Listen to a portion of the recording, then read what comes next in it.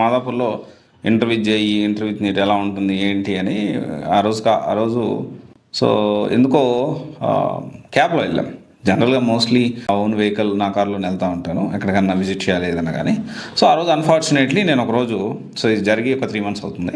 So అయితే నిన్న అడిగారు అనమాట కొంతమంది స్టూడెంట్స్, నేను ఇక్కడ జాయిన్ అవ్వచ్చా అని చెప్పి కొంతమంది స్టూడెంట్స్ అడిగారు నన్ను.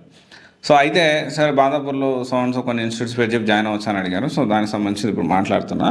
అయితే మాదాపూర్లో కొన్ని ఇంటర్ హాస్టల్స్ బ్రాంచెస్లో మామూలుగా లేదు పరిస్థితి.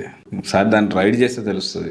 ఇంటర్ నుంచే పిల్లలు తాగడాలు, తిరగడాలు, సిగరెట్లు తాగడాలు.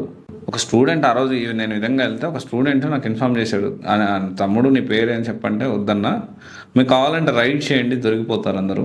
చాలా కాలేజ్ జూనియర్ కాలేజెస్ హాస్టల్స్లో మందు తెచ్చుకొని తాగుతూ ఉన్నారు, బీర్లు తాగుతూ ఉన్నారు, అండ్ దాంతోపాటు సిగరెట్లు తాగుతూ ఉన్నారు, దాంతోపాటు వేరే తాగుతున్నారు. అది అప్రస్తుతం. సో ఇక మీరు అర్థం చేసుకోవాలి.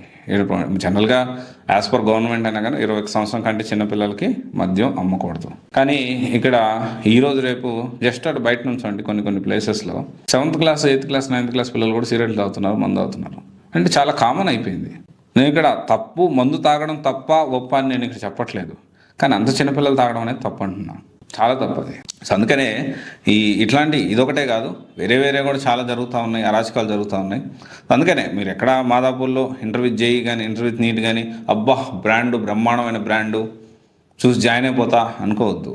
ఆఫ్లైన్లో వెళ్ళండి, సిచ్యువేషన్ కనుక్కోండి, 2-3 రోజులు ఉండండి, 4 రోజులు ఉండండి, హాస్టల్లో ఉండండి. ఒకవేళ మీకు పేరెంట్స్ ఏమైనా హాస్టల్స్ ఎక్కడ ఇబ్బంది అయితే చెప్పండి, నేను చెప్తాను అక్కడ హాస్టల్స్ బాగుంటాయి, తక్కువలో. హోటల్స్ కూడా అవసరం లేదు, మంచి హాస్టల్స్ ఉన్నాయి, తక్కువ ఖర్చుతో అయిపోతుంది. ఒక 3-4 రోజులు ఉండి అక్కడ విషయాలు తెలుసుకోండి.